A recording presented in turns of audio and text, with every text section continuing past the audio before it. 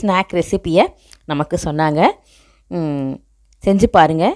நீங்களும் ஸ்நாக் டயத்தில் எதுவும் இல்லைன்னா டக்குன்னு ரவா இருந்தால் போதும், ரவாவும் தயிர் இருந்தால் போதும். இதே மாதிரி செஞ்சு நம்ம சாப்பிடலாங்க. எப்படி இருந்துச்சு அப்படின்னு சொல்லிவிட்டு உங்கள் கமெண்ட் பாக்ஸில் போஸ்ட் பண்ணுங்கள். இந்த மோர் ரவா உங்களுக்கு பிடிச்சிருந்துச்சுன்னா என்னுடைய சேனலை like, share, comment and subscribe my dear friends. நல்லா அழகாக உதிராக வருது. கொஞ்சம் எண்ணெய் ஊற்றிட்டு நம்ம கொஞ்சம் பரட்டிக்கிட்டே இருக்கும்போது ஒரு 5 மினிட்ஸ்லேயே ஆகிடுது. இந்த டிஃபன் சிம்பிளான டிஃபன் தான், செஞ்சு பாருங்கள். எனக்கு டிஃப்ரெண்ட்டாக இருந்துச்சு, ஆனால் சாப்பிட்டு பார்த்தேன், ரொம்ப பிடிச்சது, நல்லா இருந்துச்சு டேஸ்ட்டு. நீங்களும் செஞ்சு பார்த்து என்ஜாய் பண்ணுங்கள் ஃப்ரெண்ட்ஸ். நல்லா இருந்துச்சுன்னா சாவித்திரிக்கு தேங்க் பண்ணிவிடுங்க.